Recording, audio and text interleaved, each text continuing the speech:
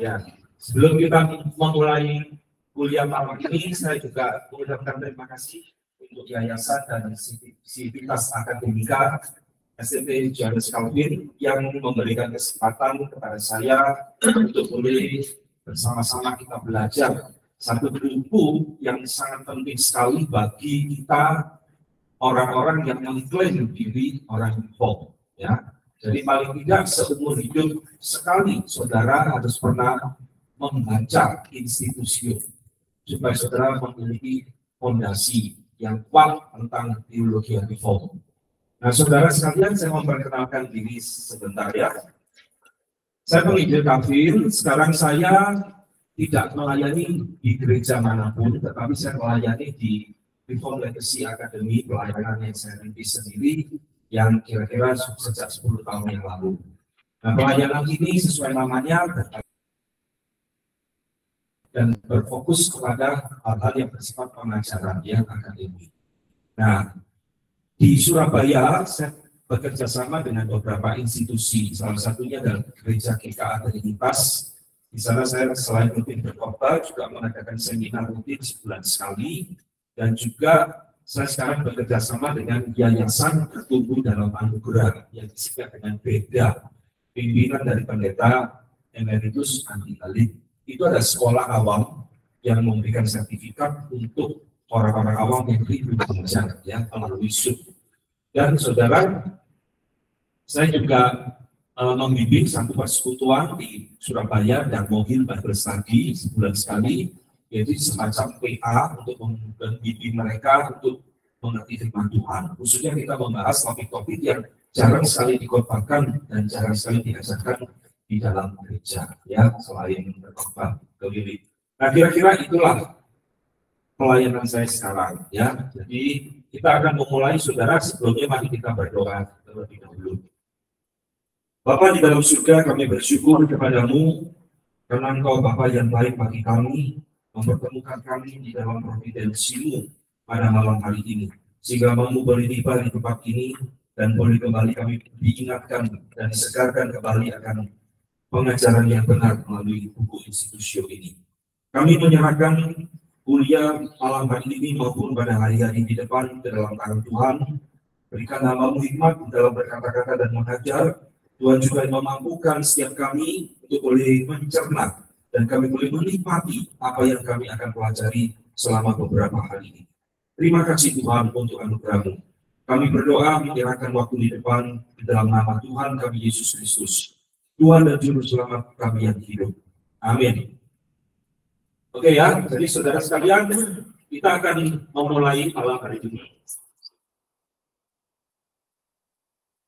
Saudara, hal pertama sebelum kita membahas institusio, saya akan mengajak saudara mengenal introduksi beberapa hal penting. Ya.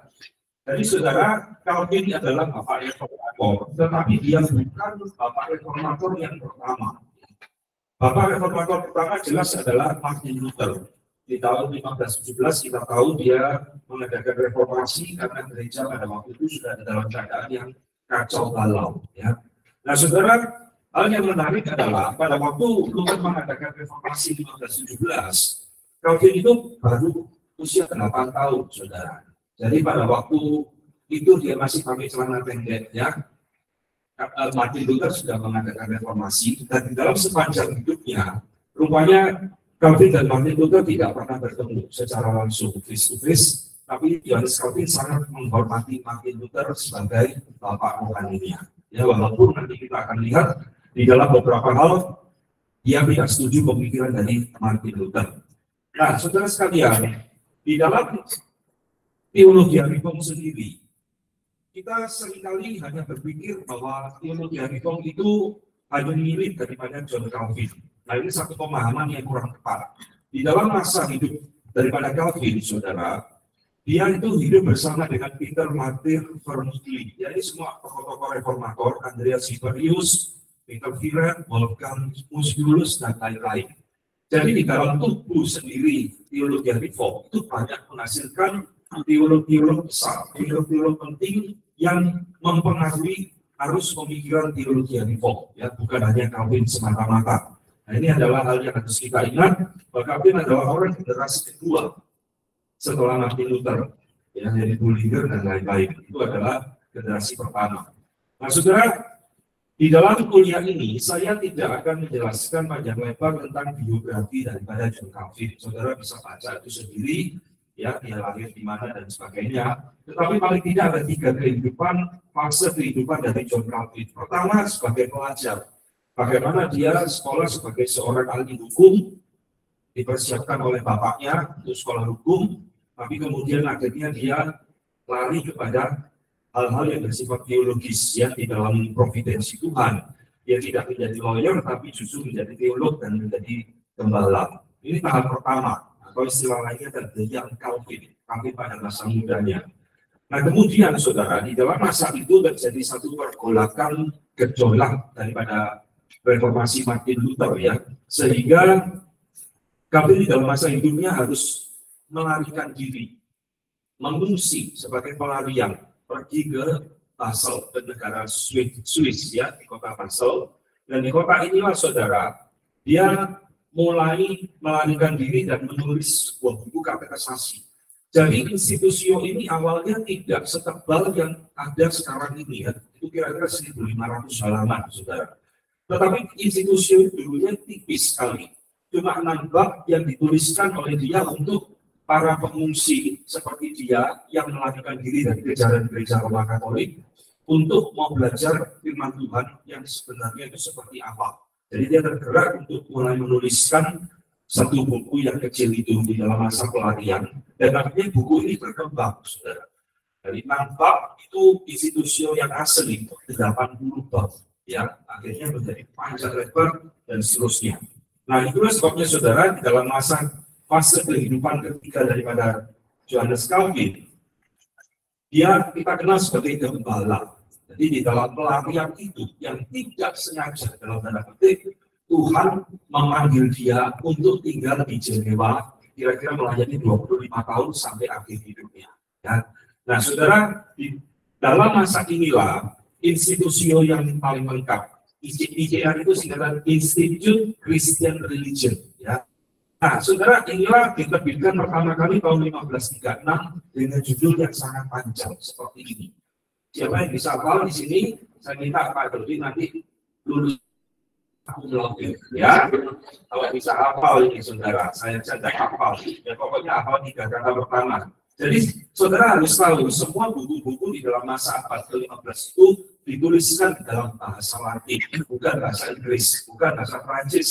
Kebangsaan John Calvin, tetapi adalah bahasa Latin. Ya. Nah, inilah judul asli daripada institusio yang kemudian disingkat menjadi Institute Christian Religion, ya, ICR. Saudara-saudara, untuk apa sebenarnya tujuan institusio itu ditulis? Jadi, pertama, tadi dia mengatakan untuk mengajar kaum Protestan yang melarikan bersama-sama dengan dia di Prancis. Ini tujuan pertama. Dia menuliskan, saudara, dalam introduction pembuka daripada institusinya, yang mengatakan saya bermaksud untuk memberikan some elementary teaching, pengajaran-pengajaran yang mendasar kepada mereka, ya, yang saya garis bawah itu yang penting. Dan saya melihat, kata Calvin, banyak di antara mereka yang sangat kehausan dan kelaparan akan Kristus, tapi mereka tidak pernah menemukan. Maka saya memberikan satu pengajaran yang sangat simpel, sangat sederhana, supaya mereka memahami firman Tuhan. Jadi kira-kira yang pertama. Yang kedua, saudara, institusio itu ditulis adalah sebagai apologetika, pembelaan iman daripada Calvin kepada Raja Prancis yang bernama Francis I. Nah, saudara, kenapa harus ada apologetika, pembelaan iman? Kalau saudara harus tahu konteks zaman itu, ketika reformasi terjadi oleh Martin Luther, kemudian meledak dan menyebar di seluruh Eropa, kekristenan itu dianggap sebagai sekte, dianggap sebagai perlawanan terhadap gereja masa itu, gereja Roma Katolik, ya. Sehingga di dalam institusio ini, Calvin itu mengatakan kepada Raja Prancis bahwa reformasi atau teologi reform itu tidak seperti yang engkau bayangkan. Ya, ini bukan sekte, ini bukan bidang, tapi ini justru satu spirit, satu gerakan yang mau kembali kepada Alkitab. Ya, jadi perkataan yang dia kepada Raja Prancis yang saya hormati, dan seterusnya ya. Sebenarnya panjang sudah tidak saya berikan semua.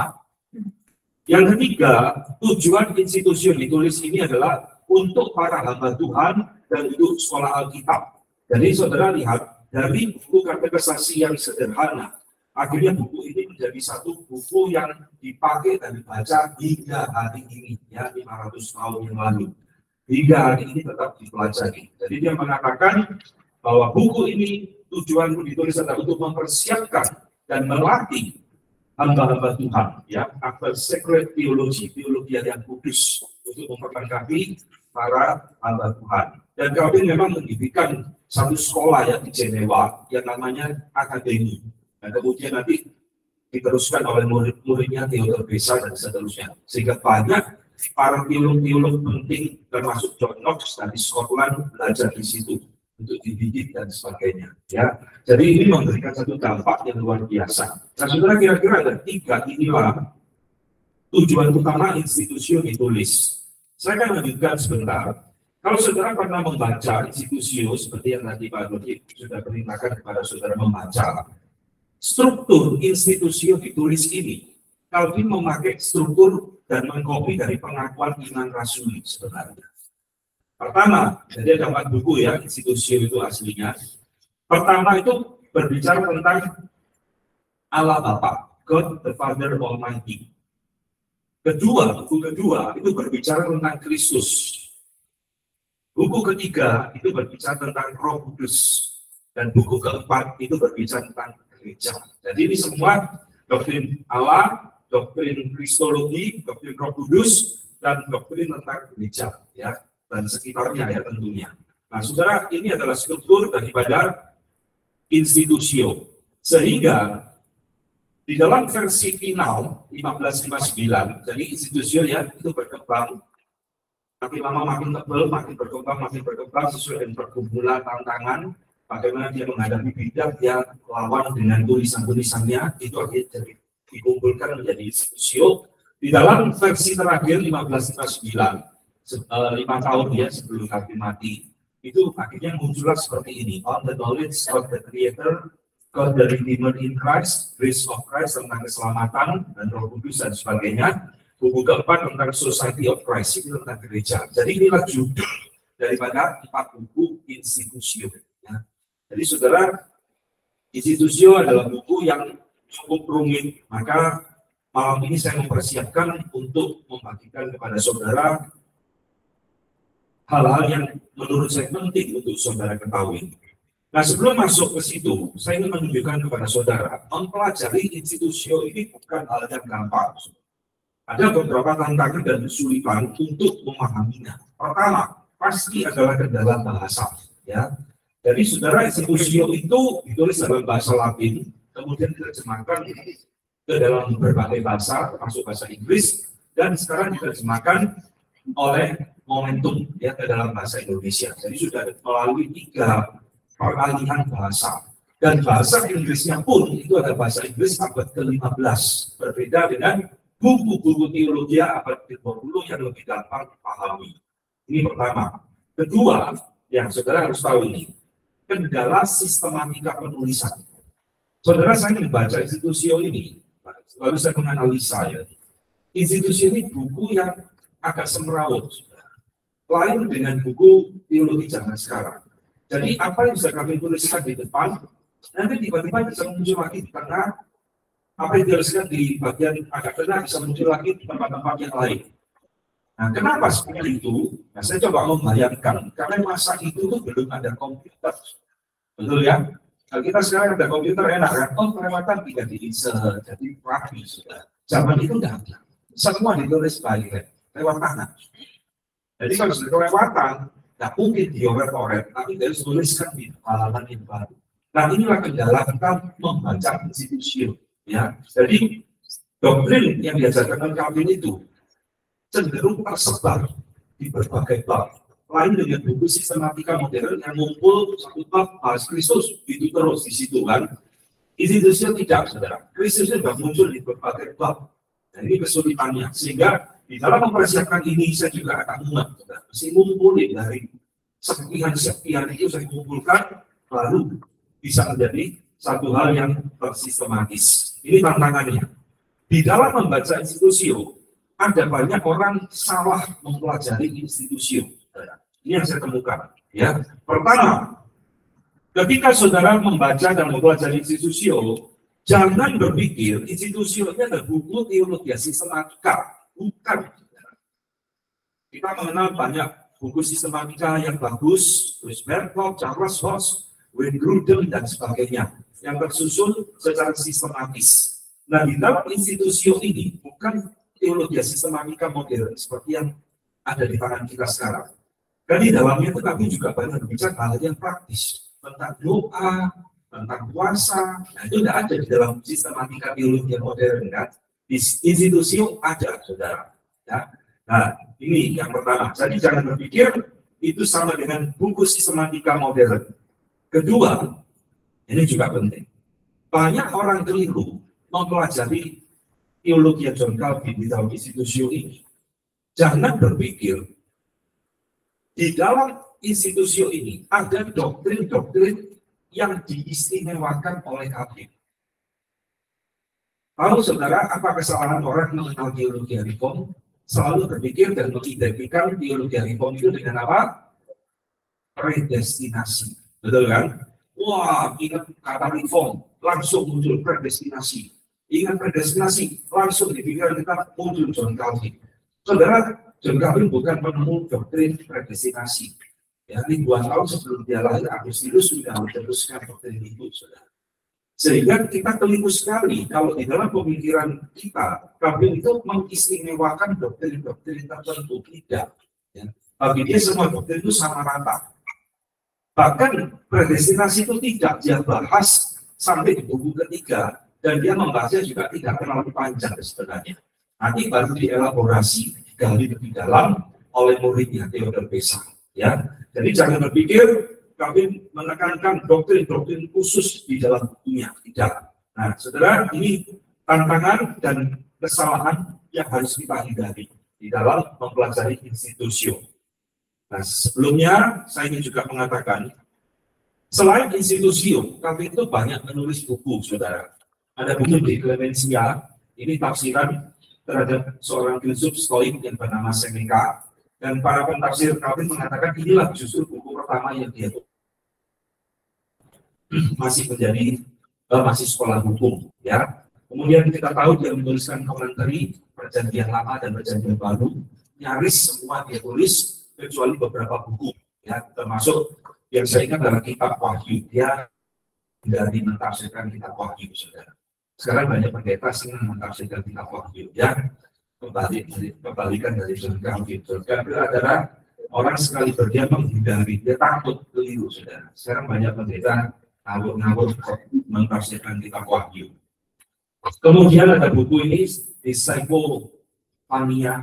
Panisia, ya, ini melawan ajaran solusi teori dari Anabaptis dan lain-lain. Nah, ini buku-buku yang penting dan dia banyak menulis surat-surat pribadi, kemudian katekismus untuk jemaatnya di Jenewa. Nah, saudara, inilah introduction terhadap institusio. Sekarang kita masuk di dalam institusio itu sendiri. Tadi saya katakan, institusio bukan buku sistematika teologi, saudara. Jadi kalau kita membaca sistematika teologi, selalu diawali dengan apa? Ada yang menjawab? Kalau kita membuka buku sistematika teologi, selalu dimulai dengan doktrin apa? Kira-kira Allah, ya. Kami dia tidak langsung ngomong tentang Allah Tritunggal, tentang kedaulatan Allah, tidak. Tapi dia berbicara tentang epistemologi. Nah, epistemologi itu adalah salah satu cabang dari filsafat yang berbicara tentang knowledge. Bagaimana saya tahu? Itu berbicara tentang epistemologi. Kok kamu bisa tahu kalau itu kebenaran? Nah, itu epistemologi. Dan dia memulai dari itu, yaitu tentang the knowledge of God, pengenalan akan Allah. Saudara, di dalam ringkasan ini saya ringkas, saudara, ya. Jadi ini muncul di dalam beberapa bab di dalam institusio. Kalau diringkaskan, saya skemakan kira-kira seperti ini. Jadi dia berbicara tentang pengenalan Allah itu bisa didapatkan oleh manusia melalui dua jalur, dua hal. Pertama, melalui ciptaan, creation. Kedua, melalui Alkitab, firman Allah. Dan di dalam ciptaan sendiri, dia menjelaskan dan membedakan ada di luar diri manusia, yaitu melalui alam semesta ini. Dan kedua, ada di dalam diri manusia. Jadi Allah itu memperkenalkan dirinya melalui ciptaan seperti ini. Melalui sesuatu di luar diri kita, yaitu adalah melalui alam semesta. Nanti kita akan lihat di dalam diri kita melalui apa yang disebut dengan sensus divinitatif dan hati nurani. Ini saudara, kita akan mulai menggali yang di sini dulu. Ya, jadi saudara sekalian, apa sih sensus divinitatif dan hati nurani itu? Saudara sekalian, sensus divinitatif adalah doktrin penting di dalam pemikiran John Calvin. Nah, ini justru tidak pernah dibahas sejauh saya membaca banyak buku sistematika teologi ya. Berko, Charles Schwab, macam-macam. Justru tidak pernah bahas ini, padahal ini penting sekali. Dan inilah salah satu keunikan institusi. Saudara, sensus divinitatis dari bahasa Latin. Sensus artinya sense, perasaan. Divinitatis, divine, ilahi. Jadi, saudara, sensus divinitatis itu mengajarkan dalam diri setiap manusia, siapapun itu, memiliki sesuatu pengenalan akan Allah, knowledge of God, yang bersifat alamiah. Tidak usah diajar, tidak usah tunggu masuk sekolah teologi baru kita mengenal Allah, tidak perlu. Nah, sensus divinitatis itu adalah pengenalan Allah yang alami. Yang dia mengatakan, di dalam diri pikiran manusia, melalui natural instinct, ya, insting secara natural, di dalam diri setiap manusia itu ada awareness of divinity, kesadaran akan keberadaan Allah. Siapapun itu akan memiliki ini. Kenapa? Sebab Allah sendiri telah menanamkan itu di dalam diri setiap manusia. Ya, jadi saudara sekalian, di dalam institusi dia memakai ada 3 istilah yang dia pakai secara berganti-gantian, tapi sebenarnya artinya sama. Awareness of divinity, kesadaran akan ilahi. Sensus divinitas, itu juga sama. Dan istilah ketiga, the seed of religion, benih agama. Jadi 3 istilah ini menuju kepada hal yang sama, kesadaran akan keberadaan Allah. Siapapun itu, baik itu orang di kota, di desa, di pelosok, di pegunungan, di pedalaman Amazon, semua manusia memiliki sensus divinitatis, kesadaran akan keberadaan Allah. Jadi setiap manusia tahu Allah itu ada. Dengan kata lain sebenarnya, tidak ada orang ateis. Ateis itu ada kebohongan terhadap diri sendiri. Karena itu adalah Tuhan tanamkan di dalam batin setiap manusia. Sehingga setiap manusia itu tahu Allah itu ada. Maka saudara, dia mengatakan, apa sih sifat daripada sensus divinitatis ini yang Tuhan tanamkan di dalam batin setiap manusia? Pertama, saudara, sensus divinitatis ini itu Allah sendiri yang menanamkan di dalam pikiran kita. Sekali lagi, ini bersifat alamiah. Tidak perlu diajar di sekolah, tidak perlu pergi ke gereja. Nah, semua orang, bahkan orang yang tidak mengenal Kristus pun memiliki ini. Nah, Tuhan memberikan ini kepada setiap orang. Jadi yang mengatakan, kita menyimpulkan bahwa ini bukan doktrin yang harus diajarkan di sekolah, tapi doktrin ini telah ada sejak di dalam kandungan ibu kita. Ya, ini bahasa ekstrim ya. Nah, Tuhan menanamkan itu sejak kita di dalam kandungan ibu kita. Sudah diberikan modal untuk mengenal Allah. Ini yang pertama. Kedua, sifat daripada sensus divinitatis ini adalah bersifat universal, diberikan kepada semua orang tanpa Tuhan pilih-pilih.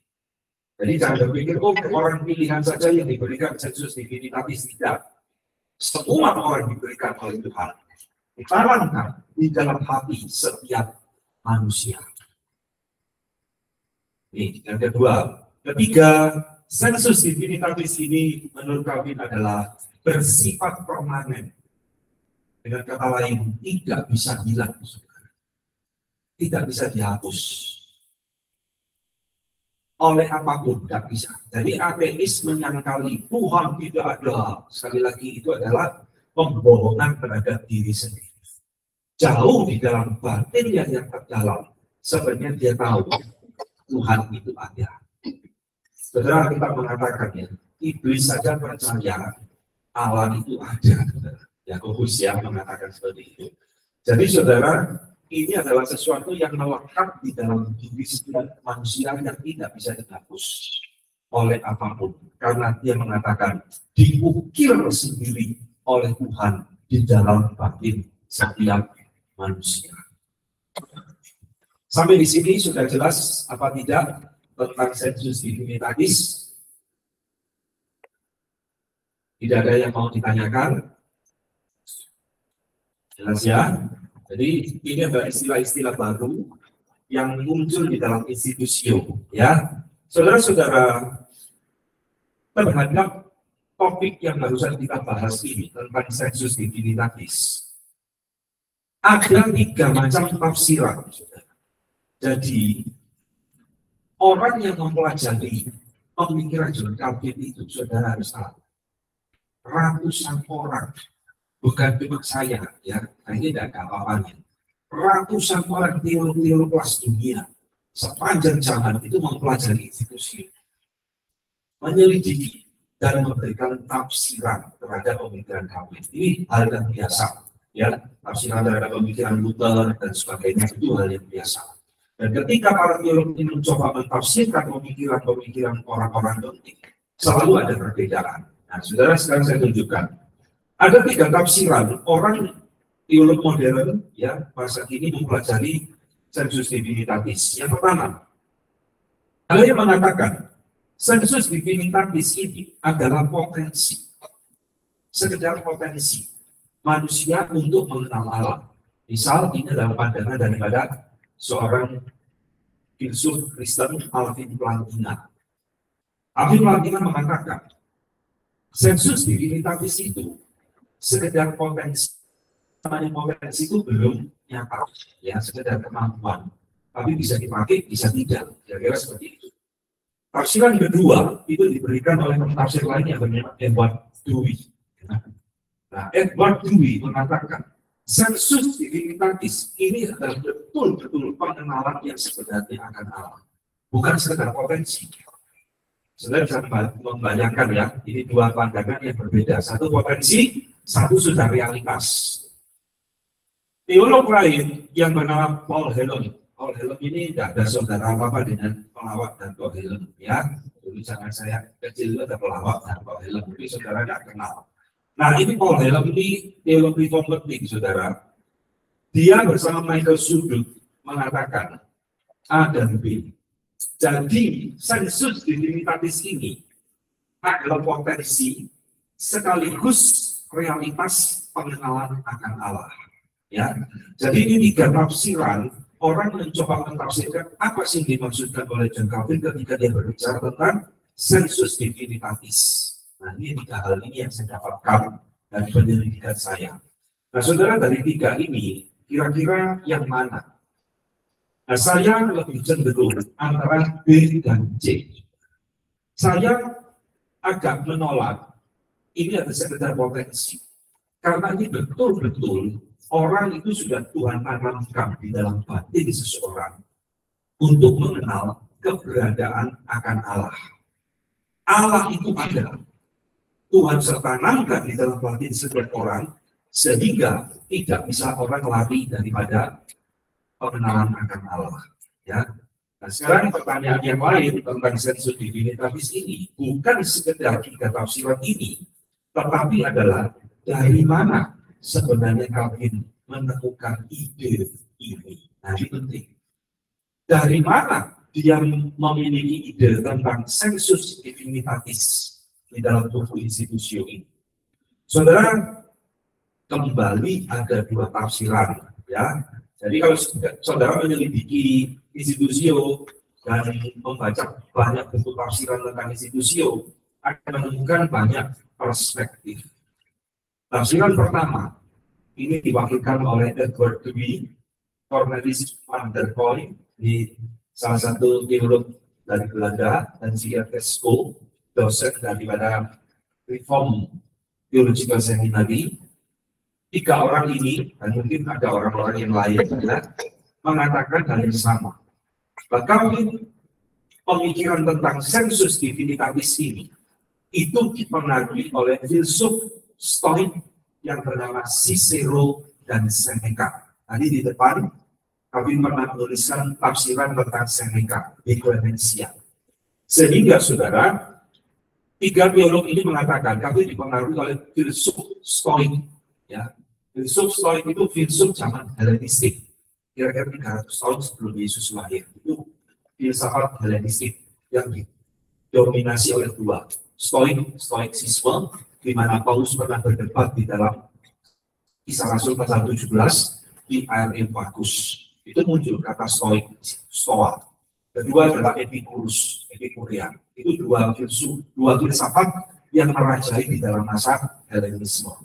Nah, ini sudah, ya. Nah, memang di dalam buku daripada Cicero juga pernah menyebutkan tentang sensus divinitatis. Tafsiran kedua mengatakan kami dipengaruhi oleh Paulus. Konsep sensus divinitatis yang dia tuliskan dipengaruhi oleh Paulus, khususnya di dalam kitab Roma pasal 1 dan 2. Ini dibagikan oleh Scott Oliver dan Paul Hello. Saudara-saudara, ketika saudara membaca Roma 1 dan 2, apa yang muncul dalam pikiran kita? Itu ayat yang penting, pasal yang penting sekali. Apa yang tak tampak di dalam diri Allah dapat kita lihat melalui ciptaannya, ya.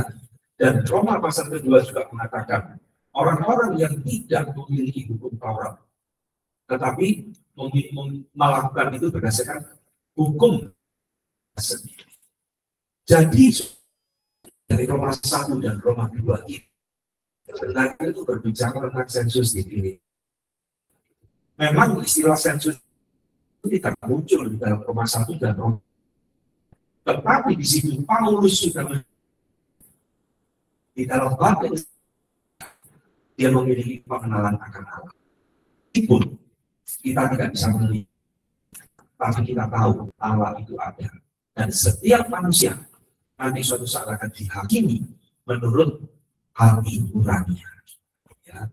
Jadi saudara, dari dua tafsiran ini, saya percaya tafsiran kedua mungkin yang lebih tepat. Ya. Meskipun kami membaca tulisan Cicero dan Seneca, tapi Paulus di dalam Alkitab juga berbicara tentang sensus divinitatis. Bagi saya, saudara, dua tafsiran ini justru saling melengkapi. Apa yang dikatakan oleh Calvin bahwa ini diberikan kepada semua orang, termasuk orang-orang Yunani yang tidak mengenal Tuhan, itu membuktikan doktrin sensus divinitatis itu kebenaran. Dan setiap orang itu memiliki konsep pengenalan akan Allah, knowledge of God. Maka maksud saya, ya, justru ini dituliskan di dalam buku-buku filsafat Yunani menunjukkan itu adalah kebenaran. Nah, ini saudara, ya. Roma 1 ayat 19-21, karena apa yang dapat mereka ketahui tentang Allah nyata bagi mereka. Sebab Allah telah menyatakannya kepada mereka. Sebab apa yang tidak nampak daripadanya, yaitu kekuatannya yang kekal dan keilahiannya, dapat nampak kepada pikiran dari karunia-Nya sejak dunia diciptakan, sehingga mereka tidak dapat berdalih. Sebab sekalipun mereka mengenal Allah, mereka tidak memuliakan Dia sebagai Allah atau mengucap syukur kepadanya. Sebaliknya pikiran mereka menjadi sia-sia dan hati mereka yang bodoh menjadi gelap. Perhatikan di dalam dua ayat pertama 19-20 itu berbicara tentang sensus divinitatis. Apa yang tidak nampak di dalam diri Allah dapat nampak melalui karyanya, sehingga mereka tidak dapat berdalih. Nah, besok di pengadilan akhir, orang-orang yang tidak mengenal Tuhan tak bisa berdalih. Oh Tuhan, saya tidak layak dihukum, sebab saya tidak pernah mendengar Injil. Begitu kan? Saya tidak pernah mendengar tentang Kristus. Kamu menghukum saya, itu tidak fair. Tuhan akan pakai ini. Meskipun kamu tidak dengar Injil, tidak pernah dengar Kristus, kamu bisa menanamkan satu sensus divinitatis di dalam hati, sehingga kau tidak bisa berdalih. Kata orang bisa mengelas di penghakiman akhir. Dan karena Tuhan sudah menanamkan pengenalan akan Allah di dalam hati manusia. Nanti ceritanya sebelum jatuh di dalam dosa dan sesudah di dalam dosa. Nah, itu jadi problem, saudara. Ya, jadi saudara sekalian, tujuan Allah memberikan sensus divinitatis itu untuk apa? Ya, saudara sekalian, kalau ada yang mau ditanyakan, silakan bertanya saja ya. Kita di dalam kuliah ini santai saja, tidak usah terlalu formal. Pertama, saudara, perhatikan. Tujuan Allah memberikan sensus divinitatis, seperti yang tadi barusan saya katakan, supaya tidak ada orang yang bisa menangkal keberadaan Allah, siapapun itu. Saya tidak pernah dengar Injil, saya tidak pernah dengar Kristus, tidak ada yang bisa menyangkal. Kami katakan, untuk mencegah orang melarikan diri dan pura-pura bodoh ignorance di hadapan Tuhan, tidak bisa. Ya. Kedua, tujuan Tuhan memberikan sensus divinitatis di dalam batin setiap manusia itu adalah sebagai alasan penghukuman Allah bagi manusia. Di Roma 1 ayat 20 dan 21. Jadi saudara, sensus divinitatis, pengenalan akan Allah yang Tuhan tanamkan di dalam batin manusia. Paulus katakan, orang itu menekan kebenaran itu sehingga seolah-olah mengatakan Tuhan tidak ada. Itu justru menjadi bumerang bagi dia, menjadi alat penghukuman bagi dia di akhir zaman. Ini adalah alasan yang kedua, sebagai alat judgment, penghukuman Tuhan kepada orang berdosa. Mereka dihukum melalui kesaksian diri mereka sendiri, sebab mereka gagal menghormati dia dan gagal di dalam hidup yang untuk melakukan kehendaknya. Bagi orang-orang yang justru menekan dan menyangkali keberadaan Allah, sensus divinitatis itu menjadi alat penghukuman bagi mereka. Sampai di sini jelas tidak? Apakah ada yang mau ditanyakan tentang sensus divinitatis? The status of being, sebuah perasaan akan keberadaan Allah di dalam batin setiap manusia. Saudara-saudara, ketika Tuhan mendesain kita seperti ini, ditanamkan, dibukir sensus divinitatis di dalam batin setiap manusia, Tuhan punya rencana, Tuhan punya maksud, Tuhan punya tujuan, dan apa tujuan daripada sensus divinitatis? Dampaknya apa? Saudara tahu kira-kira apa dampaknya? Ada yang mau jawab, saudara? Ketika Tuhan mendesain kita sebagai gambar dan rupa Allah, memberikan sensus divinitatis di dalam batin setiap manusia, memiliki konsekuensi dampak di dalam hidup manusia. Apa itu? Yuk silakan, siapa mau jawab? Apa? Menyembah Tuhan. Silakan. Mengenal diri sendiri. Mengenal diri sendiri. Oke, ada yang lain mau menambahkan? Tidak apa-apa, tidak mempengaruhi keselamatan. Ya, jawab salah, tidak akan membawa kau ke neraka. Saudara, kami mengatakan dampak pertama paling dahsyat adalah manusia menjadi makhluk yang merindukan Allah. Saudara, manusia itu didesain oleh Tuhan, bukan sekedar jadi manusia biasa lalu kita menjalani hidup kita, tidak. Tuhan mendesain kita, diberikan sensus divinitatis itu, sehingga manusia itu menjadi makhluk yang mencari Tuhan, merindukan Tuhan. tadi dikatakan ingin menyembah Tuhan. Inilah desain awal kita sebelum jatuh dalam dosa. Ya, indah ya. Ini saudara, dampak yang pertama. Sehingga tadi saya katakan, sebenarnya ada orang ateis. Di dalam batin setiap manusia itu selalu rindu untuk menyembah Tuhan. Dan inilah yang kami katakan tadi, the seed of religion, benih agama. Mengapa agama muncul di dalam dunia? Karena Tuhan memang mendesain kita untuk menyembah Dia. Ini sudah. Ya, problemnya nanti di dalam dosa, nah itu jadi problem besar. Dalam batin manusia itu memiliki satu perasaan takut akan hukuman Allah. Ini ada yang manusia ya, khususnya ketika menjelang kematian. Orang-orang yang tidak mengenal Tuhan di dalam batinnya yang terdalam pasti tahu ada penghakiman dan penghukuman dari Tuhan. Kenapa? Sensus divinitatis memberikan satu perasaan takut akan hukuman Tuhan. Ya, bahwa dosa, pelanggaran itu ada konsekuensinya. Yang ketiga, saudara, dampak dari sensus divinitatis adalah ketika seseorang melakukan satu dosa, pelanggaran, kejahatan, di situ ada hati nurani yang tertutup. Ini yang kami sebut ada trouble conscience, hati nurani yang terganggu. Karena kita melakukan sesuatu, kita tahu itu salah. Lalu ada sesuatu yang menegur kita. Kenapa seperti itu? Karena Tuhan menanamkan sensus divinitatis. Right or wrong, benar atau salah. Permitted or forbidden, diperbolehkan atau tidak. Itu sebenarnya di dalam pikiran kita, hati kita, itu sudah ada. Hanya karena orang di dalam dosa terabas hukum yang Tuhan berikan. Ya, jadi saudara, inilah ketiga dampak sensus divinitatis di dalam diri setiap manusia. Nah, saudara, apa sih bedanya sensus divinitatis dengan hati nurani? Jadi kami mengatakan Tuhan menyatakan diri di luar diri manusia melalui alam semesta dan di dalam diri manusia melalui dua hal, sensus divinitatis dan hati nurani. Conscience. Apa bedanya dua hal ini?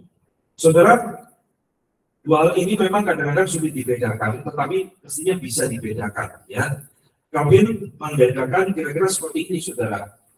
Sensus divinitatis itu berkaitan dengan aspek rasio pikiran, kognitif. Knowledge of God berkaitan dengan aspek rasio kita, pengenalan kita akan Allah. Kita berpikir tentang Allah, kita tahu Allah itu ada dan sebagainya.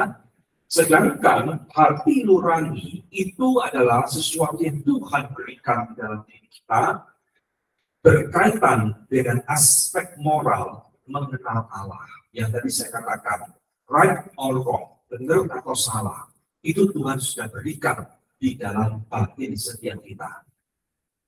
Ini ya.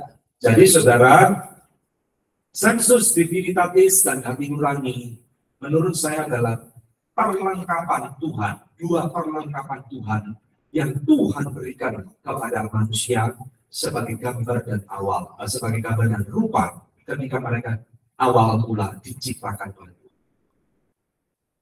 Kita sangat diperlengkapi oleh Tuhan luar biasa. Dan kami mengatakan ini. Perlengkapan inilah yang membawa kita memiliki knowledge of God, pengenalan akan Allah. Oke. Kecepatan enggak saya ajarnya?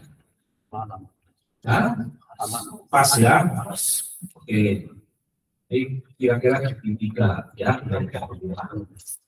Saudara sekalian, masih berkaitan dengan sensus divinitatis. Sekarang kita mau berbicara tentang satu realita yang terjadi. Kami mengatakan, apa yang Tuhan desain begitu indah, begitu mulia, sekarang harus berurusan dengan yang namanya dosa.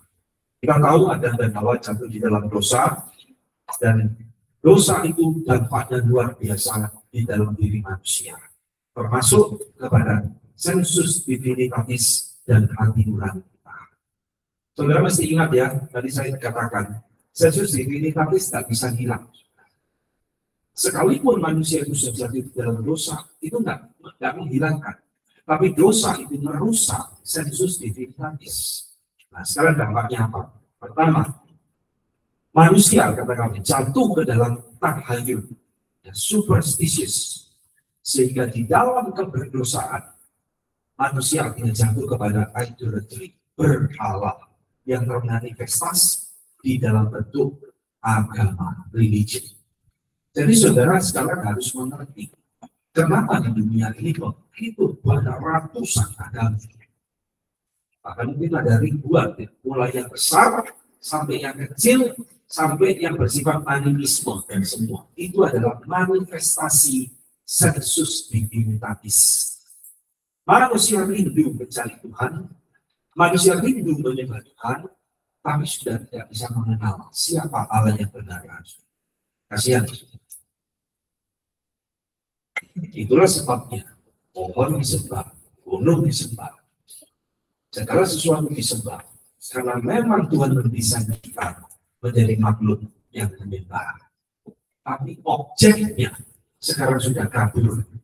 Kita tidak tahu siapa yang harus kita sembah. Maka muncullah agama. Jadi agama sebenarnya adalah bukan pencarian tentang Allah, tapi sebenarnya agama lebih tepat pelarian dari Tuhan atau dari Allah yang sejati. Paham definisinya? Kita dari definisi agama itu mencari Tuhan, bukan. Agama itu melarikan diri dari Allah yang sejati.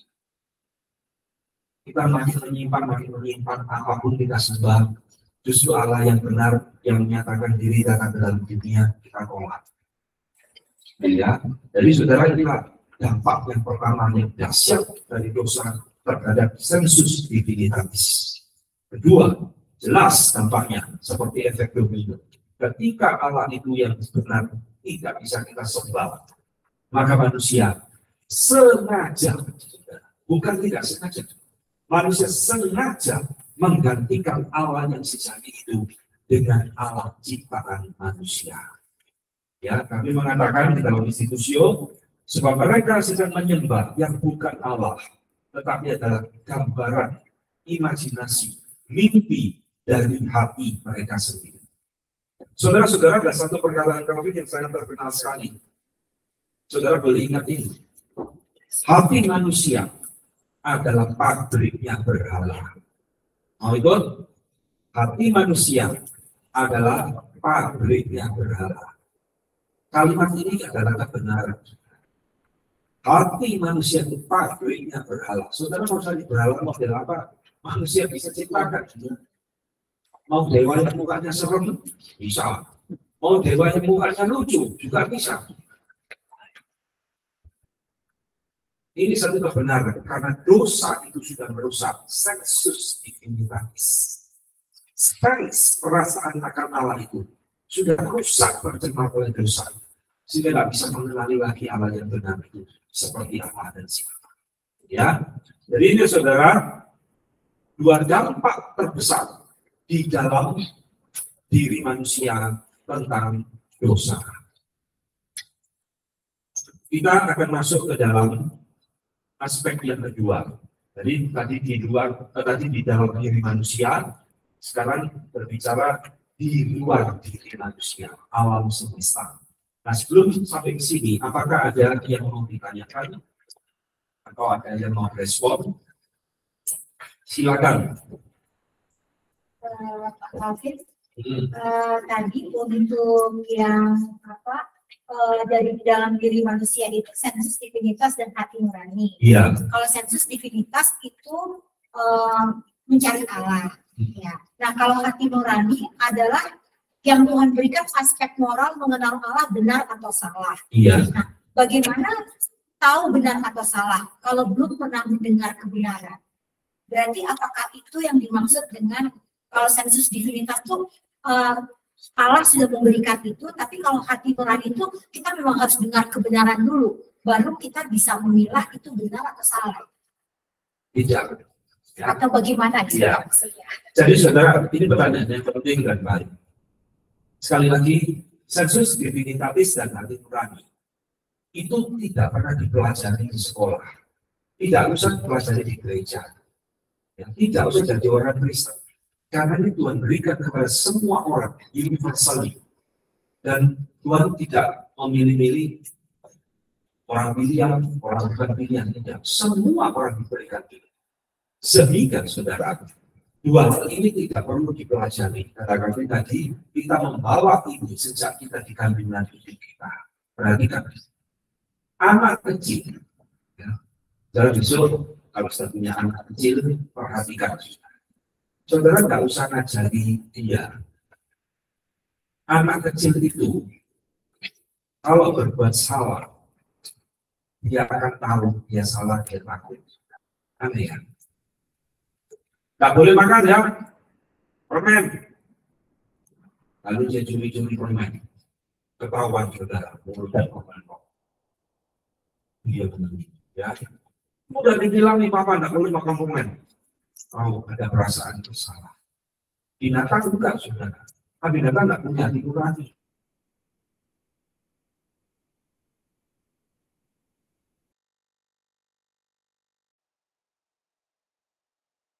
Saya katakan, hati nurani tidak pernah dipelajari. Itu mudah.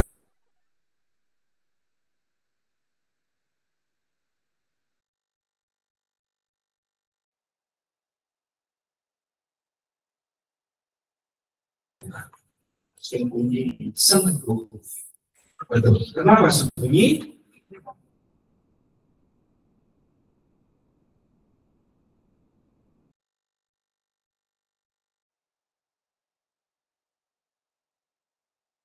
Mahkamah sembunyi.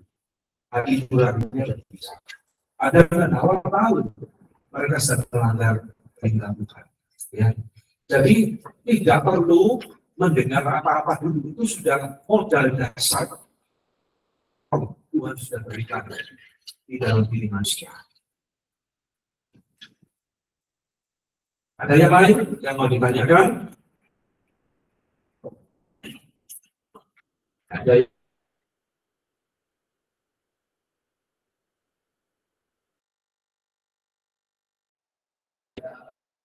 saya ingin bertanya, apakah identitas itu yang mengarahkan hati nurani? Karena kita bicara moral, maka harus ketahuan tentang apa moral. ya. Apakah sensus divinitatis apa tadi mempengaruhi? Ya, Mempengaruhi ya. Kalau itu katakan mempengaruhi pasti mempengaruhi. Karena dua hal ini ingat ya tidak bisa dipisah-pisahkan. Itu tidak pernah memberikan orang itu sensus divinitatis saja atau hati nurani saja, tidak pernah. Jadi ingat aspek rasio dan aspek moral itu bekerja bersama-sama. Kita tahu salah dan benar karena kita memiliki knowledge of God secara naturalis, secara alami di dalam diri kita. Ada sesuatu pribadi yang lebih besar di luar kita yang akan menghakimi kita, yang telah menanamkan satu pengenalan benar dan salah di dalam hati manusia. Ya, oke. Jadi kalau dikatakan mempengaruhi, saya setuju. Ya, mengendalikan. Kalau saya bilang mungkin tidak ya. Saya lebih setuju dua hal ini berjalan beriringan bersama-sama. Paralel, berjalan berbarengan. Pengenalan akan Allah secara rasio berjalan berbarengan dengan pengenalan kita secara aspek moral kita kepada Tuhan. Seperti itu. Kalau saling mempengaruhi, pasti ya. Memang kami tidak sampai menjelaskan mendetail mana yang mempengaruhi mana dan sebagainya. Tetapi ingat dua hal ini tidak bisa dipisahkan. Pengenalan akan Allah itu meliputi dua hal. Rasio, aspek kognitif kita, dan aspek moral kita. Kira-kira seperti itu. Tadi ada lagi yang mau bertanya? Tidak ada ya. Oke, kita lanjutkan ya. Jadi saudara, saya harap saudara bisa mulai mencerna, oh ternyata institusi ini buku yang unik ya. Tidak langsung ngomong tentang Allah, tunggal, kedaulatan Allah, sifat-sifat Allah, tidak. Ya. Nah saudara, nih sekarang kita masuk di dalam knowledge of God, pengenalan akan Allah di luar diri manusia. Jadi Allah itu memperkenalkan dirinya dengan dua cara, saudara. Melalui ciptaan dan melalui Alkitab. Dan melalui ciptaan dibagi dua lagi, sekali lagi, di dalam diri manusia dan di luar diri manusia. Alam. Sekarang kita lihat. Di dalam Allah memperkenalkan dirinya di luar diri manusia. Alkitab mengatakan dengan jelas melalui alam semesta. Ini yang Roma 1 tadi kita baca. Apa yang tidak nampak di dalam diri Allah dapat nampak melalui pikirannya dan karyanya melalui ciptaan. Saudara, inilah yang di dalam teologi kita kenal dengan istilah natural revelation, pewahyuan secara alami, ya, di mana Allah itu memperkenalkan dirinya melalui alam semesta ini. Saudara, kami mengatakan Allah ya bukan hanya menaburkan di dalam pikiran manusia benih agama, seed of religion, di mana yang sudah kita katakan, tetapi dia juga menyatakan dirinya hari demi hari. Dia mengungkapkan dirinya melalui karyanya di dalam universe, alam semesta. Kalau saudara lihat langit penuh dengan bintang di malam hari, pastinya kita tahu itu ada penciptanya. Kalau kita lihat gunungnya begitu indah, alam yang luar biasa, kita pastinya tahu itu tidak terjadi secara kebetulan. Itu adalah yang menciptakan. Karena itu adalah salah satu cara Allah menyatakan dirinya. Ini aku ada. Ya, dengan melipat ini engkau tahu aku ada. Nah ini saudara. Bagaimana Allah menurut kami menyatakan kemuliaannya melalui alam semesta ini? Dia bagi lagi menjadi dua hal. Melalui ciptaan sudah kita tahu dengan jelas. Yang kedua adalah melalui pemeliharaannya, providensinya. Jadi di dalam institusi ini, saudara, kira-kira mulai bab yang ke-5 atau ke-6, ya, dia mulai berbicara tentang providensi Allah. Allah menyatakan dirinya, bukan sekedar dia Allah yang mencipta, lalu ditinggalkan ciptaannya, tetapi dia Allah yang memelihara ciptaannya. Tuhan Yesus berkata dalam Yohanes 5, Bapakku bekerja hingga hari ini, dan aku pun juga bekerja. Providensi Allah. Ya, jadi saudara, di dalam bagian ini kami mengatakan Allah menyatakan kemuliaannya bukan sekedar melalui creation, ciptaan, tetapi juga melalui providence. Jadi providensi Allah merupakan salah satu doktrin penting di dalam teologi reform yang kami juga gali dan tuliskan cukup panjang lebar di dalam institusinya. Ya, saudara-saudara, apa sih persamaan penyataan diri Allah, revelation of God, di luar diri manusia dan di dalam diri manusia? Sensus divinitatis ada di dalam, ciptaan atau alam ada di luar kita. Apa persamaan itu? Ini sama-sama dua cara yang Tuhan pakai untuk memperkenalkan diri kepada manusia. Ya, ada persamaannya. Ada yang mau menjawab mungkin? Meskipun dua cara ini berbeda ya, satu di dalam, satu di luar. Tapi ada kemiripannya, saudara. Pertama, persamaannya adalah keduanya ini bersifat natural knowledge of God, pengenalan akan Allah yang bersifat alami. Alami itu artinya nggak perlu belajar, nggak perlu masuk STT dulu baru ngerti. Nggak, alami. Tuhan dua-duanya Tuhan tanamkan di dalam hati manusia. Jika orang melihat alam semesta, manusia mestinya tahu Tuhan itu ada dan hadir di dalam dunia. Ya, jadi ini yang pertama, natural knowledge of God. Yang kedua, saudara, keduanya baik sensus divinitatis maupun ciptaan, kedua-duanya ini bersifat wahyu umum, general revelation. Ini ada di dalam wilayah wahyu umum. Nanti kita akan membahas Alkitab, lalu itu masuk di dalam wilayah wahyu khusus. Ya, jadi kita masih berbicara, kami membuka bukunya itu tentang pengenalan akan Allah di dalam konteks wahyu umum. Allah itu ada. Allah memperkenalkan dirinya kepada kita di luar dan di dalam. Itu adalah wahyu umum. Kesamaan ketiga, sudah diperhatikan. Kami mengatakan dua-duanya sama-sama gagal karena dosa. Dua-duanya gagal membawa kita mengenal Allah yang sejati. Jadi dua perlengkapan yang Tuhan berikan ini, baik melalui alam, melalui diri kita, dua-duanya itu telah gagal membawa kita mengenal Allah karena dosa. Ya. Sehingga persamaan yang keempat, mau tidak mau, kedua-duanya ini, baik sensus divinitatis, hati nurani di dalam kita, dan alam di luar diri kita, kedua-duanya sama-sama bersifat non-redemptive, tidak bisa menebus kita dari dosa. Jadi saudara, pengenalan akan Allah, knowledge of God, yang dibangun berdasarkan sensus divinitatis dan alam semesta ini, tidak mungkin akan menebus kita. Tidak mungkin akan membawa kita mengenal akan Allah yang sejati. Karena kita sudah berdosa. Ini jawabannya, saudara. Dan inilah yang mengantar. Maka kami nanti berbicara. Sekarang kita membutuhkan yang lain, yaitu adalah Alkitab. Ya, jadi yang di dalam ini 6 bab kira-kira, saudara. Ringkasan dari 6 bab.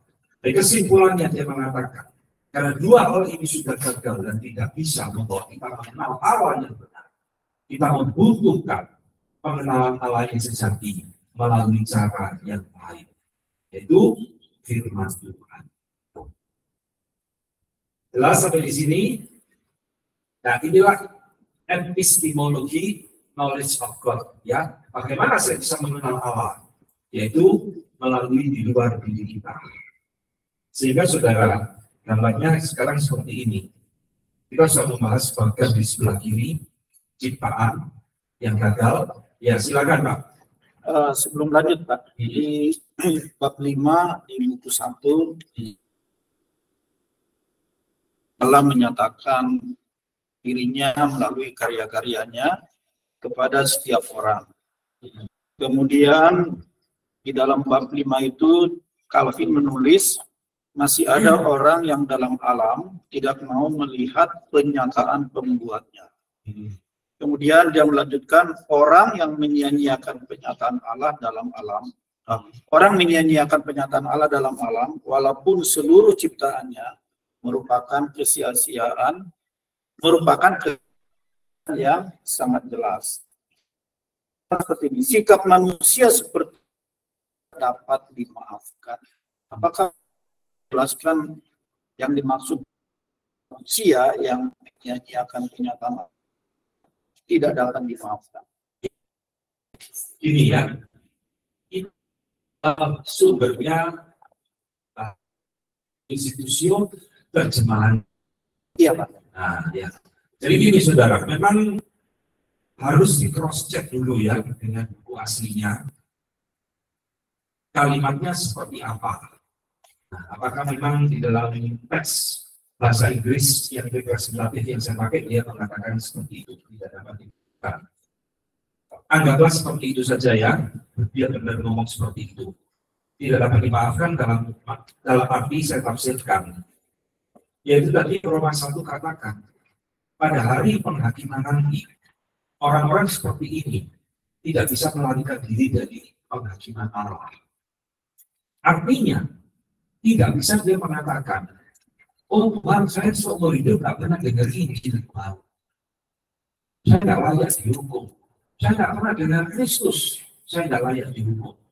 Nah itu artinya nggak bisa. Kenapa tidak bisa? Barusan kita bahas sensus divinitatis. Ketika manusia itu melanggar perintah Tuhan, itu menjadi alat penghukuman bagi manusia itu sendiri. Itu maksudnya. Anggap yang lain, ya. Jadi itu maksudnya kami tidak bisa dimaafkan. Senjata makan Tuhan, begitu maksudnya. Sehingga apa? Senjata makan Tuhan. Iya, senjata makan Tuhan, bumerang. Jadi memang Tuhan berikan itu supaya manusia tidak bisa berdalih. Kata Paulus juga tidak bisa berdalih.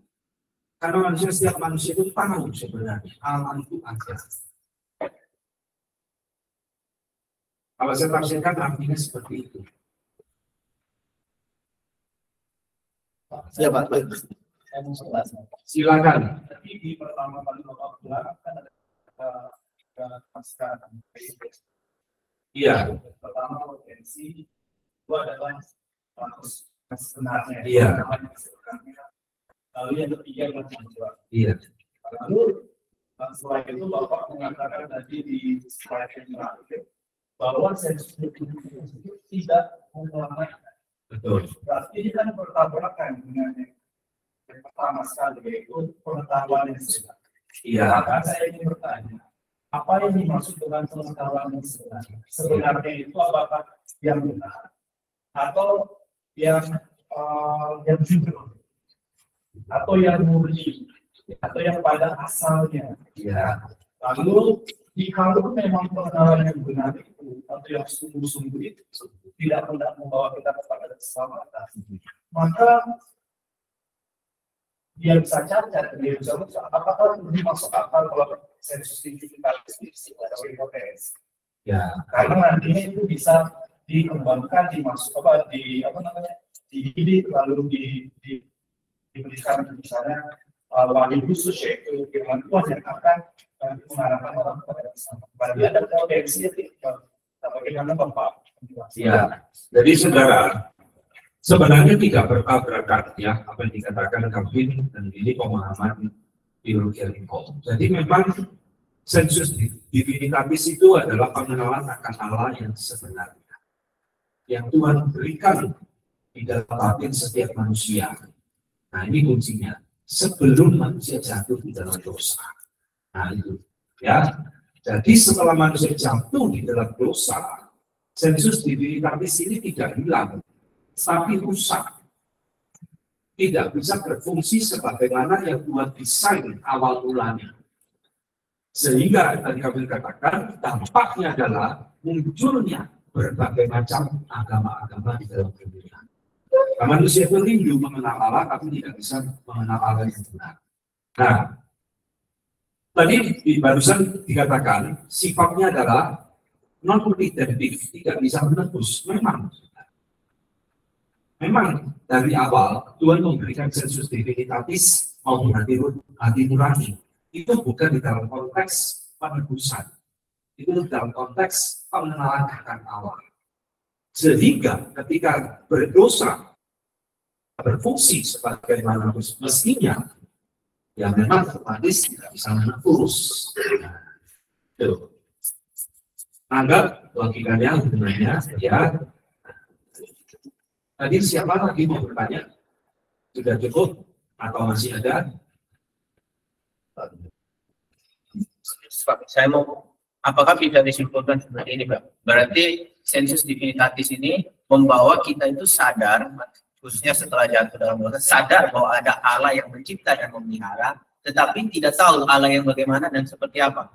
Sehingga banyak manusia menggantikan pengertian itu kepada mungkin ketika dia melihat benda-benda yang besar, inilah Allah. Iya. Kan ini terlihat di dalam banyak agama-agama suku. Misalnya. Iya, memang. Ya. Jadi kesadaran itu tidak bisa hilang. Manusia itu selalu merindukan Allah di dalam batinnya yang terdalam. Tapi tidak lagi bisa mengenal siapa Allah yang benar itu. Nah, itu tadi yang dikatakan di sin of religion, di agama. Ya, maka termanifestasi di dalam berbagai bentuk agama-agama di dalam dunia ini. Yang pada dasarnya adalah bukan Allah yang sejati. Kalau misalnya Siapa bilang? Kalau saya mau menyebutkan tentang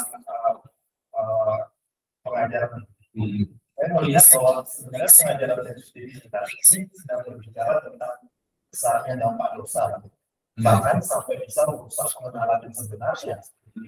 Seperti itu, kan? Ya, jadi memang kami menghubungkan itu dengan dosa. Iya, betul. Ya. Jadi dia memang tidak sedang berusaha menjelaskan Yesus itu sendiri, tetapi dia mau menjelaskan bahwa ini tempat dosa yang iya, pasti, ya, pasti. Karena kita berbicara itu. Yang lain menangkap ya. Oke. Sekarang kita lanjutkan. Setelah dia berbicara bagian sebelah kiri, dia lanjutkan dengan topik yang kedua tentang Alkitab, ya. Sebelah kanan. Jadi saudara sekalian, kenapa Tuhan memberikan kepada kita Alkitab? Jadi kita sekarang mulai masuk di dalam doktrin Alkitab. Jadi itu tentang knowledge of God. Ya. Kira-kira bab 1 sampai bab 6 itu. Ini Alkitab ini mulai bab ke-7 ya, kira-kira. Nah saudara, Alkitab Tuhan berikan kepada kita jelas karena kegagalan daripada sensus divinitatis dan nurani maupun ciptaan di dalam kita mengenal Allah. Maka Tuhan memberikan cara yang kedua yang melampaui tadi cara pertama, yaitu adalah Alkitab. Dan kami memperkenalkan kepada kita istilah yang baru. Alkitab yang Tuhan berikan kepada kita itu memberikan kepada kita pengenalan akan Allah yang berganda. Itu yang kurang satu ya. Pengenalan Allah yang berganda atau bahasa Latinnya adalah duplex cognitio Dei. Duplex itu artinya double. Dulu ada korban duplex, nah, tidak tahu sekarang masih ada enggak ya. Nah, duplex itu artinya double, cognitio itu pengenalan kognitif Dei Allah. Jadi double knowledge of God. Jadi di dalam Alkitab Allah itu memperkenalkan diri bukan sekedar sebagai Allah pencipta yang tadi gagal itu. Sekarang kita tahu, oh ternyata yang menciptakan alam semesta itu adalah Yahweh Yehova. Tapi di dalam Alkitab Tuhan menambah pengenalan akan dirinya kepada kita sebagai God the Redeemer, Allah penebus, Yesus Kristus. Sehingga Alkitab bagaimanapun juga itu lebih unggul daripada yang pertama tadi. Ya, jadi dia mengatakan. Jadi kitab suci ya, Scripture membereskan segala pengenalan kita yang membingungkan tentang Allah di dalam pikiran kita. Ya, ini saudara tadi saya katakan ya, bahasa Inggrisnya institusi ini tidak lazim, saudara. Jadi Alkitab dikatakan membereskan confused knowledge, pengenalan akan Allah yang kacau, yang membingungkan di dalam pikiran kita, yang telah muncul di dalam karena kebodohan kita, ya, our dullness. Ya. Sekarang dia menunjukkan kepada kita Allah yang sejati. Clearly show us the true God. Menunjukkan kepada kita siapa Allah yang sejati itu di dalam Alkitab. Nah ini saudara. Jadi tanpa Alkitab tak mungkin manusia akan mengenal Allah yang sejati. Ini presuposisi di dalam iman Kristen, termasuk di dalam teologi reform. Allah yang benar hanya memperkenalkan diri setelah manusia jatuh di dalam dosa melalui Alkitab, bukan melalui agama-agama, tapi hanya melalui firman-Nya. Sehingga kami mengatakan di luar Alkitab kita itu seperti orang yang masuk di dalam labirin. Saudara tahu labirin rumah sesat itu, ya? Nah, coba kalau ke taman hiburan, kapan-kapan masuk ke labirin ya, rumah kaca, menemukan jalan keluarnya. Nah, itu kira-kira seperti itu. Jadi kami mengatakan kita ini tanpa Alkitab seperti orang yang masuk labirin, kebingungan, nabrak sini, nabrak sana, dan seterusnya, kita tidak akan pernah menemukan Allah. Nah, ini Alkitab diberikan kepada kita supaya kita mengenal Allah yang benar. Ya. Saudara, Jadi Allah memberikan pengenalan tentang dirinya hanya melalui firman Tuhan. Sebab kata Calvin, segala kesalahan yang errors tidak mungkin bisa dicabut dari hati manusia sampai pengenalan akan Allah yang benar itu ditanamkan di dalam batin manusia. Ini kalimat penting, saudara. Coba dengar. Segala kesalahan kita mengenal Allah, ya, tak mungkin bisa dicabut seperti pohon itu, dicabut sampai akar-akarnya, kecuali pengenalan akan Allah itu yang benar masuk di dalam pikiran kita. Nah, yang ini saudara, kalau sudah kotor, selamanya akan kotor. Kecuali saudara gerojok air yang bersih sampai yang kotor itu keluar semua, baru dia jadi air. Kira-kira analoginya seperti itu. Sampai sesuatu yang murni, sesuatu yang baik masuk menggantikan yang kotor, baru yang kotor itu bisa keluar. Ya, jadi saudara, selama orang itu tidak mengenal Allah yang benar melalui Alkitab firman Tuhan, ya terus dia akan di dalam labirin dan pabrik berhala itu ada di dalam hatinya. Jadi dia mengulang-ulang terus ini, tanpa Alkitab kita akan tersesat di dalam memahami Allah. Dan ini terulang lagi ya, tipanya terulang lagi. Oke, jadi sekarang kita lanjutkan. Bagaimana pemahaman Calvin terhadap Alkitab? Saudara-saudara, di dalam kita mempelajari institusio, ya, sekali lagi ingat ya, institusio ini adalah buku yang ditulis abad ke-15 ke-16, kira-kira seperti itu.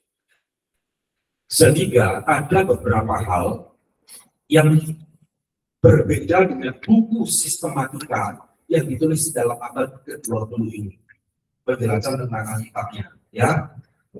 Mari kita gali apa yang dia katakan tentang Alkitab. Pertama, jelas dia mengatakan Alkitab adalah perkataan Allah, the word of God. Saudara-saudara, ini muncul di dalam tafsirannya dia, 2 Timotius 3 ayat 16. Ini bukan dari institusio ya, saya menyimpang sedikit dari komentari tafsirannya dia tentang 2 Timotius 3 16. Kalau tulisannya dia diilhamkan Allah dan seterusnya. Dia mengatakan, siapapun yang ingin mendapatkan manfaat dari kitab suci, dia pertama-tama harus mengingat akan hal ini. Ya. Yaitu apa? Ini yang saya boleh paparkan. That it was the mouth of the Lord that spake. Os Domini locutum esse. Kalau kita mau mendapatkan manfaat dari kitab suci Alkitab, pertama-tama katakan, harus ingat ini. Itu adalah perkataan Allah. Kalau ada di dalam pikiran kita, ini bukan firman Tuhan.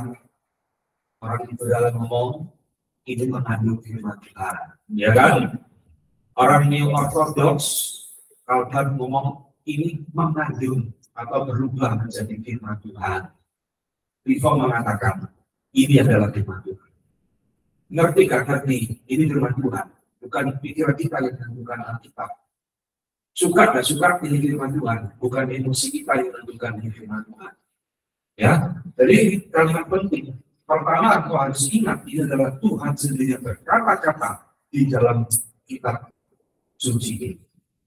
Kita berhutang kepada Alkitab, satu penghormatan yang sama kita berikan kepada Tuhan. Sebab Alkitab itu muncul dari dirinya saja dan bukan dari manusia atau manusia yang mencampurkan. Ya. Jadi saudara sekalian, ini adalah satu titik berangkat pemahaman kami tentang Alkitab. Alkitab itu adalah perkataan Allah.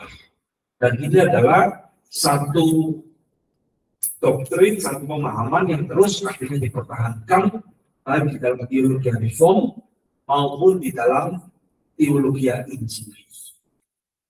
Ingat, di dalam institusio, kami tidak membicarakan tentang inerransi dan sebagainya. Ya, nanti kita akan lihat. Sehingga itu muncul nanti perdebatan dan pergumulan. Ini yang pertama ya, kita berfirman Allah. Kedua, nah ini, dia mengatakan terlebih dahulu, Alkitab datang kepada kita melalui ministry of man, pelayanan manusia yang Tuhan pakai untuk menuliskan dari mulut Allah sendiri. Jadi dia tidak menyangkali, saudara, Alkitab ini ditulis oleh orang, tetapi orang itu adalah mewakili Allah, dipakai oleh Allah untuk menuliskan firman-Nya kepada kita. Ya, ini adalah doktrin tentang inspiration of the Bible. Tetapi di dalam institusio tidak segamblang yang kita pelajari di dalam sistematika teologi abad ke-20. Nanti akan saya tunjukkan apa yang membingungkan. Kedua, Alkitab adalah kacamata untuk melihat Allah. Jadi dia memberi istilah spectacles, glasses, kacamata. Saudara, di dalam kalimat yang panjang, dia mengatakan seperti ini. Sama seperti orang tua atau orang yang matanya kabur, ya, atau orang yang memiliki penglihatan yang lemah, weak vision. Jika engkau meletakkan di hadapan mereka sesuatu barang yang tidak,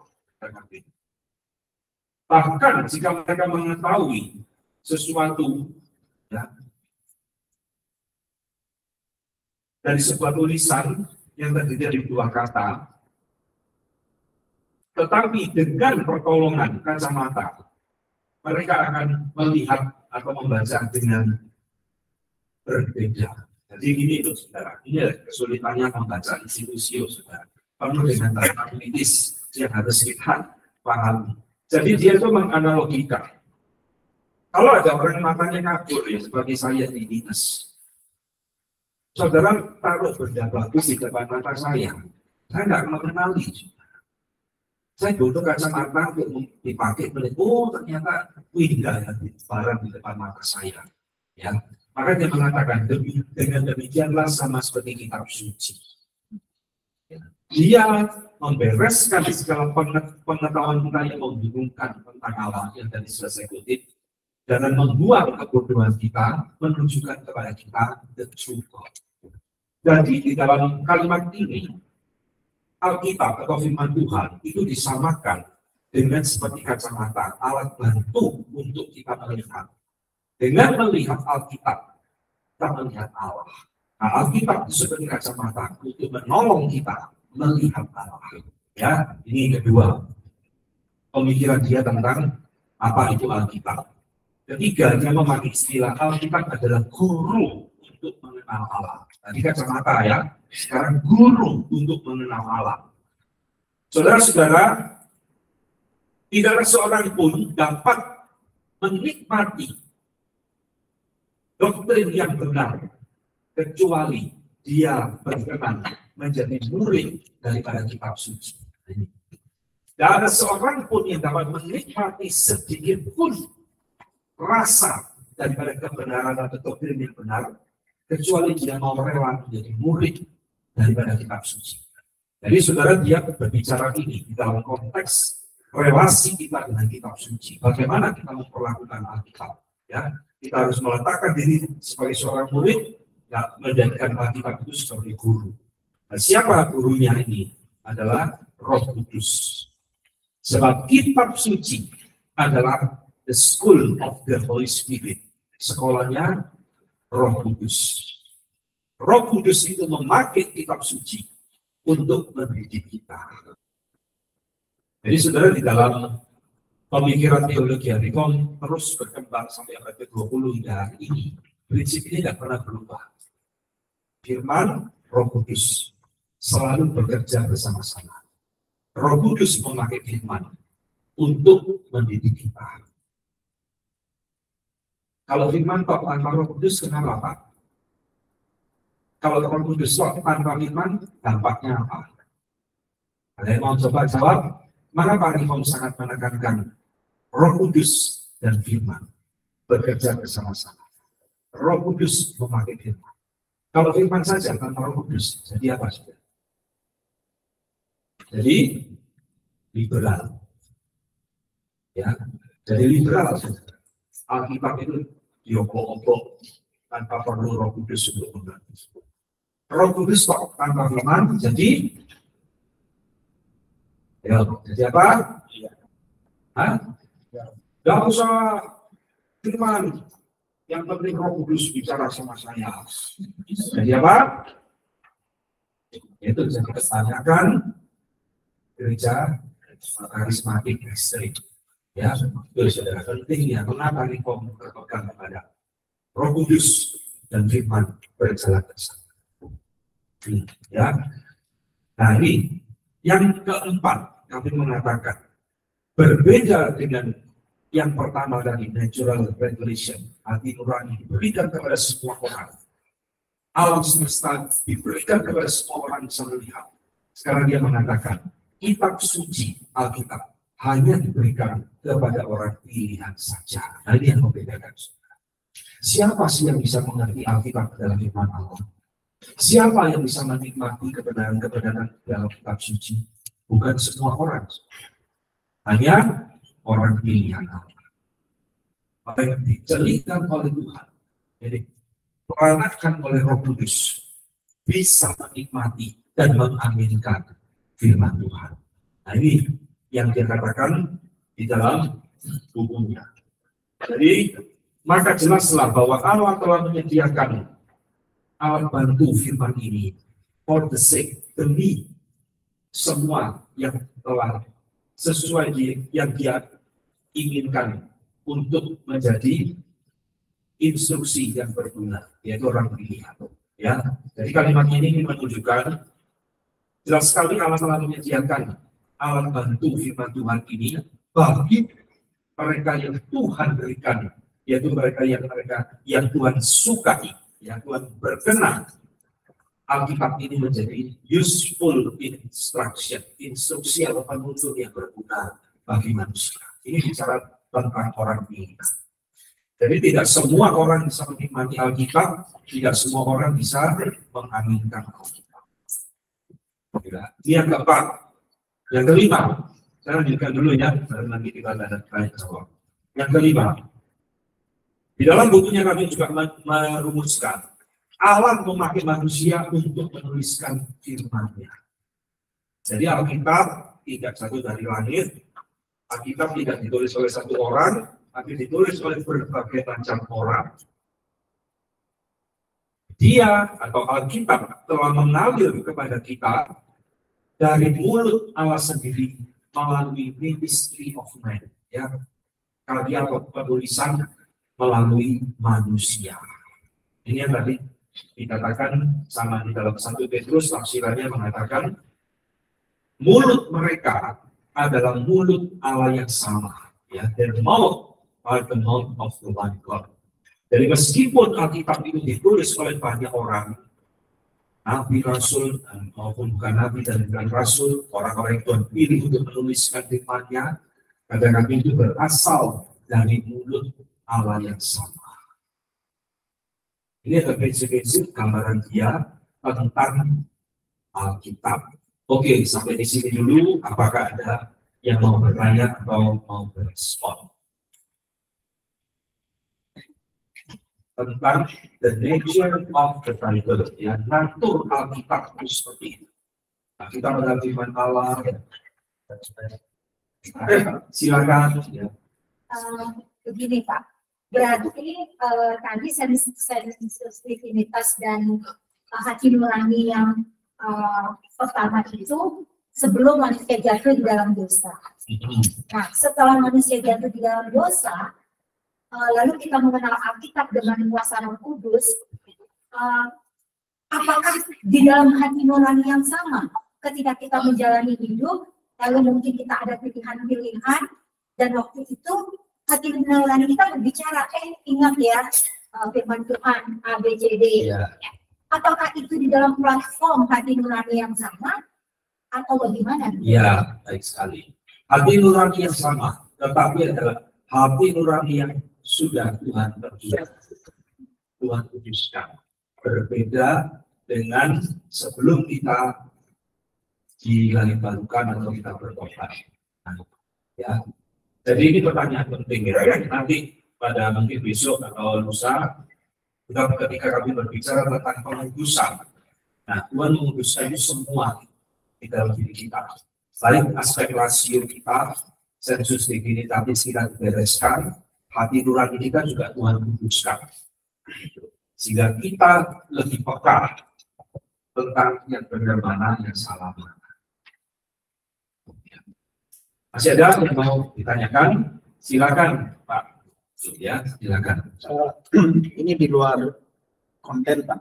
Tadi di awal Bapak mengatakan bahwa In Studio ini ditulis dalam bahasa Latin, Pak ya? Aslinya. Ya, dalam bahasa Latin. Tetapi ketika tadi saya bertanya, Bapak mengatakan bahwa itu dari terjemahan. Tetapi yang Bapak sekarang bawakan itu di dalam teks yang Bapak ambil itu dari juga terjemahan ke dalam bahasa Inggris. Pertanyaan saya, apakah secara mutlak Bapak percaya dengan terjemahan bahasa Inggris itu daripada bahasa Latin? Ya, baik sekali. Ya, saudara sekalian, versi institusi bahasa Inggris itu adalah, setahu saya ada 3 macam. Ya. Yang terkenal itu ada 2. Pertama diterjemahkan oleh Henry Beveridge. Sebelum itu ada namanya Thomas Norton atau siapa, itu tidak terlalu populer.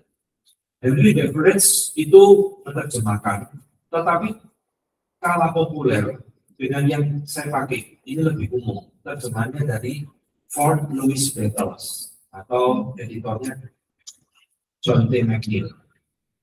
Itu yang banyak dijual. Nah, lalu yang diterjemahkan oleh Momentum yang sekarang yang 2 yang tebal itu, itu Pak yakin masih ada kesalahan di dalam terjemahan? Saya belum pernah baca yang di Indonesia ya, Momentum. Maksudnya iya, saya belum pernah baca. Nggak punya saya. Jadi saya nggak bisa mengatakan akurat atau tidak ya. Dan untuk mengatakan akurat atau tidak, ya saya harus baca semua bahasa Indonesia itu. Lalu saya bisa menilai kira-kira akurasinya seberapa, gitu kan. Dan saya tidak punya, dan saya tidak baca. Karena begini Pak, akan timbul kesulitan bagi para mahasiswa untuk mengambil mana yang paling tepat. Sementara kekurangan daripada mahasiswa adalah knowledge of English tadi. Sehingga kalau memakai acuan bahasa Inggris, akan mengalami duplex persoalan. Kemudian apalagi ke bahasa Latin itu sudah tidak mungkin. Betul. Kita bisa kerja. Ya, saya memang juga tidak menguasai Latin. Latin itu sekarang jadi bahasa langka. Ya. Dan saya yakin dosen-dosen saya pun juga tidak menguasai Latin, kecuali profesor-profesor di luar sana yang gitu. Tetapi saya bisa katakan ya, dari saya membaca banyak buku, termasuk tafsiran-tafsiran institusi dan sebagainya. Para teolog-teolog, profesor-profesor teologi dari luar paling sering memakai versi yang saya pakai, yaitu versinya Fort Louis Battles. Dan itulah yang diterjemahkan oleh Momentum. Jadi menurut saya Momentum sudah tepat memakai versi Fort Louis Battles ini yang diterjemahkan. Tapi dari yang saya baca dari terjemahan Momentum itu Pak, memang masih ada kesalahan redaksi memang. Dan bahkan ada penulisan double dari terjemahan itu. Jadi kadang-kadang bisa menyulitkan, di samping bahasa yang diterjemahkan ke dalam bahasa Indonesia itu kan sangat unik. Tidak cukup sekali 2 kali membuat. Bapak sudah punya ya terjemahannya ya? Kebetulan saya punya, dan memang saya menemukan ada kesalahan ketik, kesalahan penulisan yang double. Ya, itu gini, kesalahan ketik itu kan cuma kesalahan ketik ya. Tetapi ada misalnya kata kayak ku, apakah ku ini adalah ku yang pakai K besar atau nya, n-nya yang besar, ini masih agak kabur jadi yang mana yang dimaksud ini. Sementara di tulisannya misalnya n-nya yang kecil, tetapi dalam konteks itu adalah n-nya yang besar. Sehingga saya nggak bisa komen ya. Saya nggak bisa komen karena saya tidak tahu dan tidak punya, nggak bisa membandingkan. Saya nggak bisa memberikan saksi. Tidak fair kalau saya menghakimi, tidak akurat apa dan sebagainya, tidak fair. Nggak punya dan tidak pernah membandingkan. Ya, itu di luar jurisdiksi saya menghakimi. Oke, yang lain tadi siapa? Silakan. Ya Pak, saya pengen tanya mengenai poin kitab suci itu untuk orang pilihan. Iya. Nah, sekarang Pak, persoalannya kaum Lipong ini salah satu dosanya adalah tidak membaca kitab suci sampai tuntas. Ya, itu saya kira bahasa itu kan sudah umum, dan salah satu sebenarnya yang saya bilang juga tidak membaca institutio sampai tuntas. Tapi yang poin saya adalah apa masalahnya sehingga kaum Lipong atau Calvinis dalam pemahaman itu utama, Alkitab utama, tetapi dalam praktek kok tidak dibaca sampai selesai. Satu. Lalu apa solusinya? Ya mungkin ini juga untuk kami di sini supaya memandang itu bukan hanya sekedar penting di dalam otak, tetapi di dalam praktek juga demikian. Lalu yang kedua, berdasarkan poin itu, apa batasan kita atau mungkin tips dari Bapak supaya kita tidak menjadi eksklusif dengan Alkitab karena dikatakan itu untuk umat pilihan. Seperti itu Pak, terima kasih. Ya, saya jawab mundur dulu ya.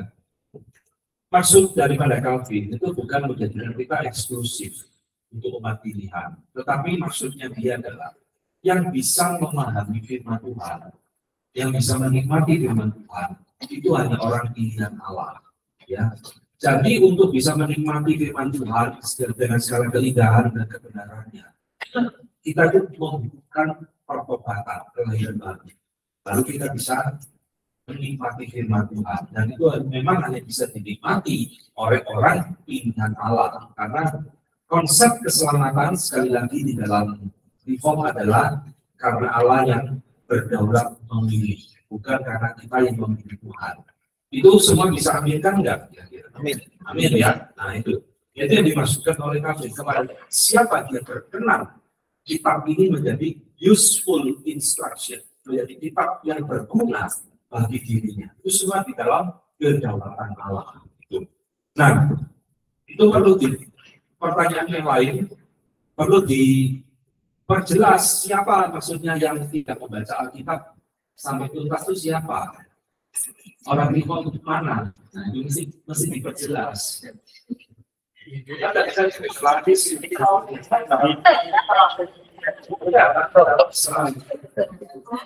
bisa generalisir orang Reform nggak membaca Kristus, saya membaca. Nah ini pertanyaan menarik. Saya membaca institusio.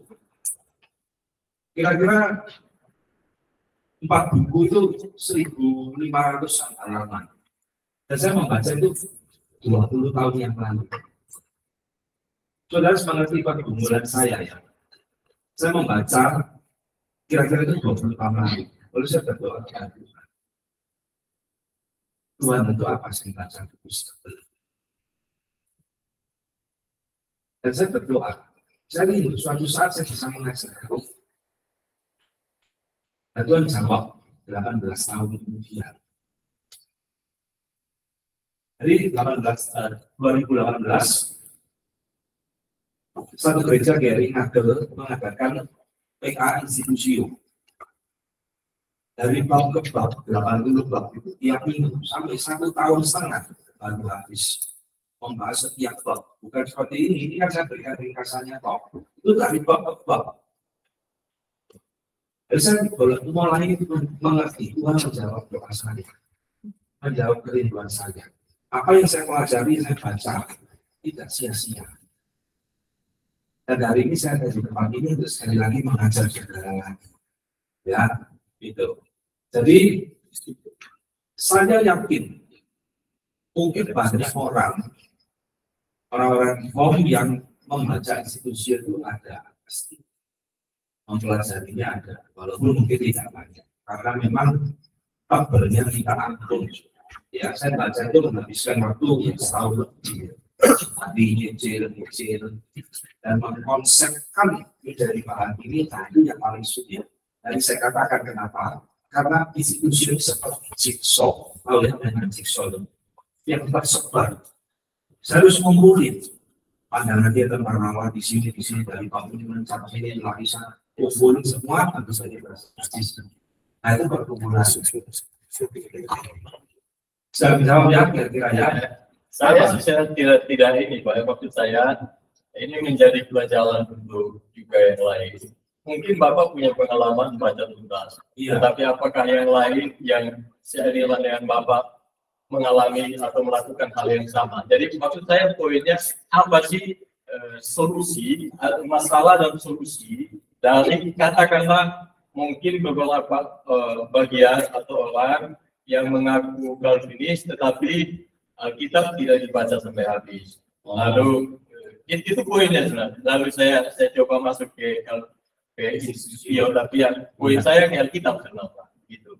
Ya, kenapa tidak membaca itu? Maka saudara, sebenarnya ya, nanti di akhir pelajaran ini saya justru mendorong kepada saudara dan mengingatkan kepada saudara.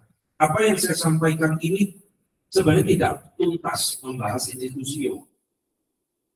Maka saya rencananya di akhir kuliah kita ini, saya memberikan satu pendorong kepada saudara. Saudara harus membaca sendiri. Kalaupun tidak bisa di dalam versi bahasa Inggris, bacalah yang bahasa Indonesia yang sudah diterbitkan oleh Mendikbud tadi. Dengan segala kekurangannya mungkin ada, tapi tidak akan sampai melenceng jauh daripada kebenarannya. Itu saya yakin. Karena momentum menurut saya cukup ketat di dalam semangat. Jadi saya ini seperti orang yang cerita kepada saudara, oh tempat itu bagus, saudara harus pergi ke situ sendiri lihat bagusnya, itu loh. Anggap ya. Jadi kuliah ini saya ingin nanti saudara itu terdorong untuk belajar lebih dalam, membaca sendiri institusi ini. Di situ poinnya. Saya ini cuma seperti itu yang kenalkan kepada saudara. Anggap maksud saya, dan itu harus ada timbul satu kerinduan di dalam diri saudara. Saya selalu berpesan ya saudara. Saudara ini sekolah 4 tahun, 5 tahun di tempat ini.